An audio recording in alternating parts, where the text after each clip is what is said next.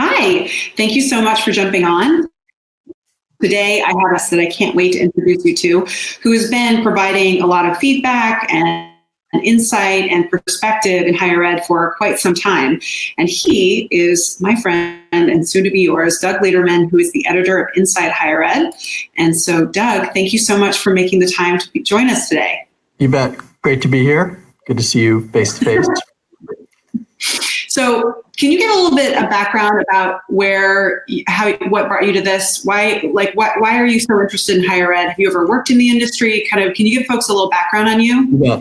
Yep. So no, I like a lot of things kind of accidental a lot of things happen accidentally, usually with some purpose somewhere in the mix. But like I tell my 20-something kids, like ask every single person you talk to how they got where they are, and you'll find out that there was no straight line vision. I mean, maybe a North Star that was broad, but rarely linear. So I was a reporter, period. I mean, like I started out just thinking I wanted to be a journalist. Spent a couple of years at the New York Times, and then got this job at this weird place I'd never heard of called the Chronicle of Higher Education, and that was 30 plus years ago. Spent a whole bunch of years there doing a lot of different things, and then for a whole bunch of reasons that are best discussed over a bourbon or a scotch, that we kind of ran out of road there and decided there was still a way that we still thought there was an important role to play in helping people who work in and around higher education understand the environment and the landscape they're operating in. And so we set out to sort of see if there was a 21st century version of a higher education industry publication that would work. And so we spent a bunch of time trying to launch a new trade publication, but for this era. And so raised a little money and started Inside Higher Ed. It'll be 15 years ago this year. Our own birthday coming up. Happy birthday! Thank you.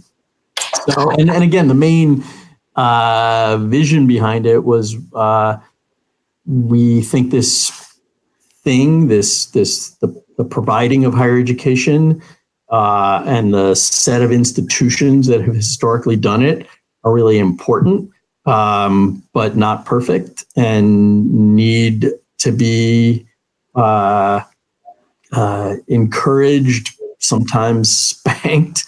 And so when I talk to people in higher ed, never worked a day in higher education, but believe in its importance and sort of think that we serve it in our own way, not always welcome by everybody within it because it's sometimes tough and critical, but hopefully critical in the good definition of critical. I mean, sometimes it's in the negative criticism, but it's also scrutiny, analysis, and trying to hold people accountable. So yeah, awesome. I think you've accomplished your vision.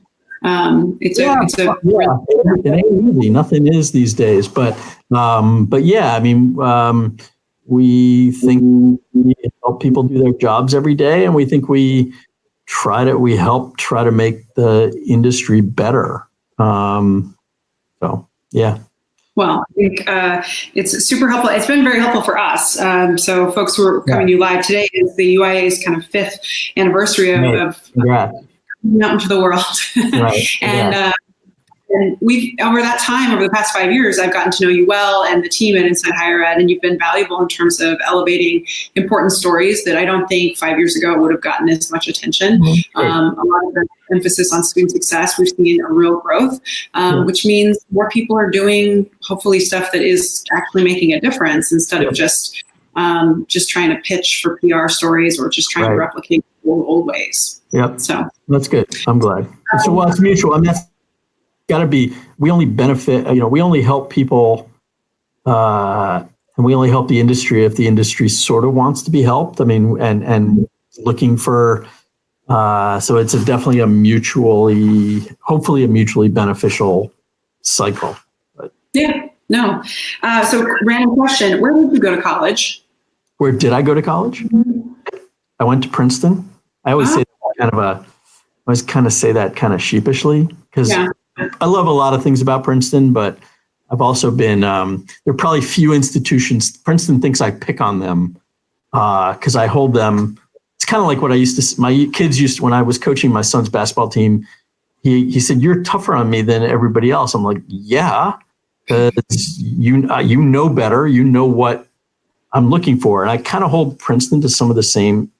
A lot of people at Princeton have been mad at me over the years because they think I've been too hard on them. But institutions like that have that wealth and that people look to for leadership, whether they should or not, expect a lot. And I don't think Princeton's always delivered in ways that I think are important. So anyway. Interesting. So my question is really about, I often see people, especially in the public, when they're skeptical about higher ed or don't know a lot about higher ed, people always refer back to their own personal experience as if it qualifies, like, because I went to college, I therefore know how to run a college. And I'm curious if you ever really see that you are drawing back on your higher ed experience, or most of the time, are you kind of like, so you've learned so much, you've discovered how much. Well, again, I there are things about Princeton that I wish every person could benefit. I think Princeton does a lot of great stuff, but Princeton is this, is so out of most higher education is in Princeton and shouldn't be. In other words, while I think there are certain things about the Princeton experience that it would be nice to find ways to incorporate into lots of different kinds of education. There are so many different kinds of education and higher education defined broadly that benefit their learners, that there is no one way of doing things. And honestly, Princeton's way of doing things is not what higher education really is for most people. It's a privileged kind of education, and again, one that I am glad I did, but I don't reach it back to that in what I do every day, almost at all. Totally understand. Much more from the campuses that I visited in the last 5 and 10 years, from community colleges to regional publics to tiny, small privates that are all fulfilling their own kind of mission of their own kind of brand of higher education. Yes, totally. I agree. So here's a question, since you do spend a lot of time on college campuses and you observe the sector, I know that you probably see a lot of stuff happen that you're like, why do they do that? Or that drives you kind of nuts. Anything top of mind like this week in terms of stuff that you're noticing that is really, you just don't understand why the smart people can't stop doing dumb stuff? Listen, I think I continue to see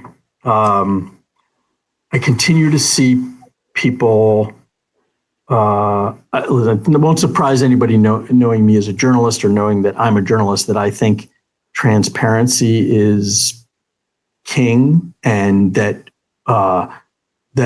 trying to pretend things are different from what they are almost always comes and bites you in the ass eventually. So we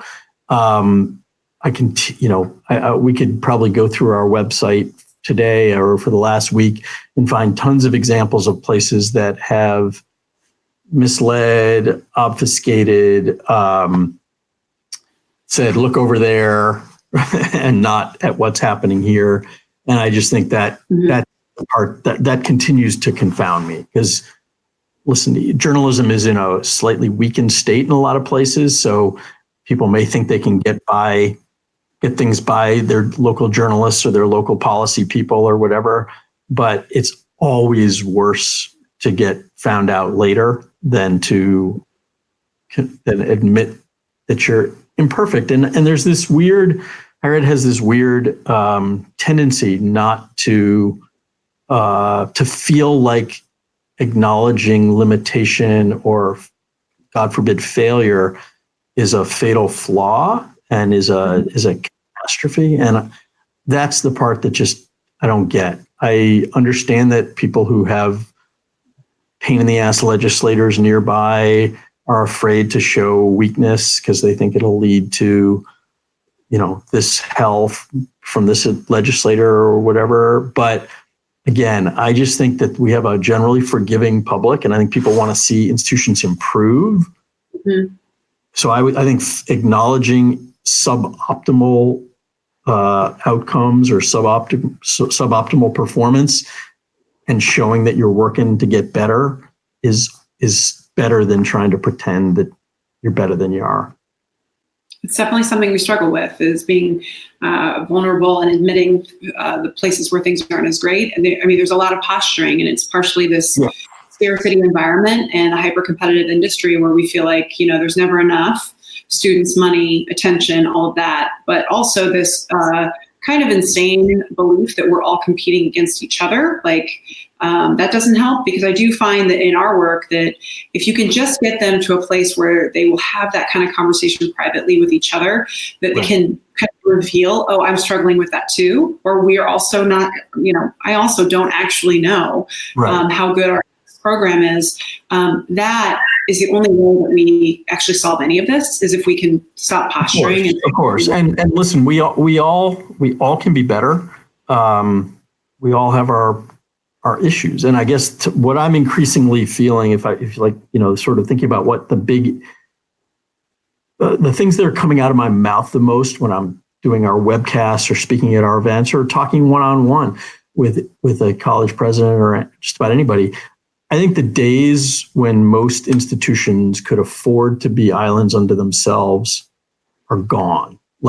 It's just that competitive stance is honestly, it'll be the death of higher education if it continues. And I think I've had a lot of people on campuses tell me, oh, you obviously never worked on a campus if you think it's going to be easy for us to collaborate. I'm like, well, that's true that I haven't, but I just think that it can't be that collaboration is impossible. And I think if institutions that try to be silos it's just not going to work.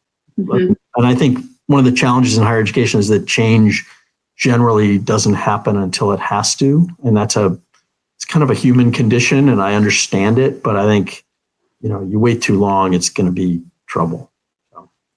Awesome. That's very helpful. I think you've dropped some truth bombs on our audience today, so that's helpful. My last two rapid fire questions.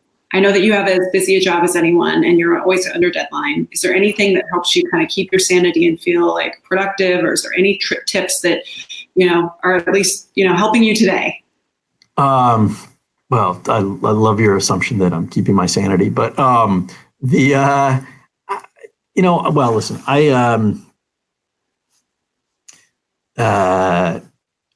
the only thing that really works for me to keep my sanity isn't something I'd recommend, which is I had a major loss in my life a few years ago. My wife died, and that just got me to sweat the small stuff less. And again, it shouldn't take something like that to get to that place, but it's what it took for me.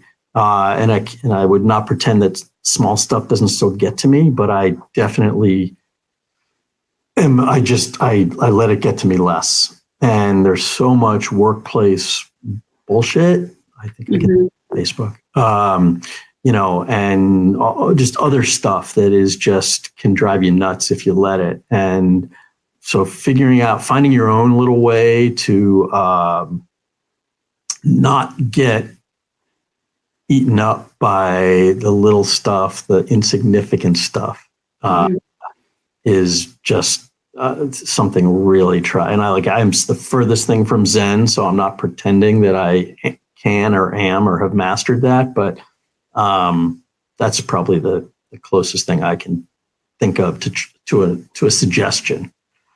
Yeah, well, that's good. No, it's good. And I really admired your vulnerability while going through that, in terms of you really shared with us all, and it really helped remind people. Part of this is you go through hard things, and what you go through is a lesson that helps kind of lead others to the wisdom that you've didn't want but received. And I always felt like that you have been a tremendous force for good, but in particular around that you were so open and vulnerable and honest, and it really helped people kind of raise conversations I don't think they were having. Well, I appreciate that. I appreciate it. It's only honestly the only good that ever comes from anything like that is if you can.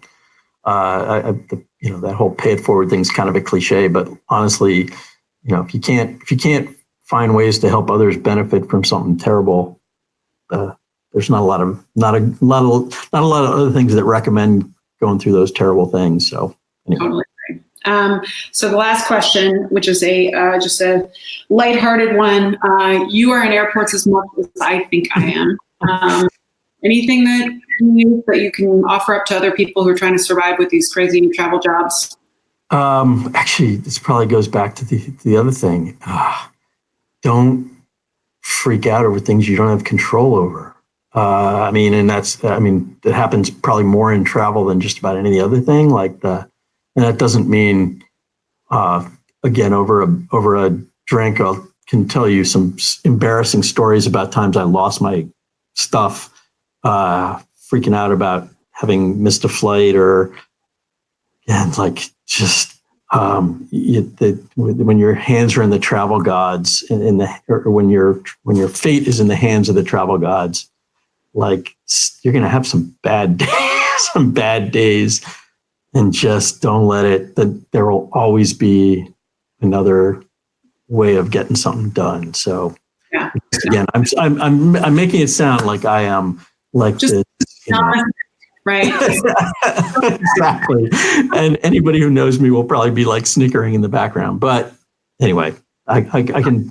This is my social media personality, whether it aligns. But anyway, I do think that it's funny when people on higher ed Twitter. So we follow very few people in the higher ed community, right? So, but people, you have a lot of followers or not or whatever. But where we mainly only see other people tweet about higher ed, and then all of a sudden someone will have a bad experience with an airline, and then they try to their platform.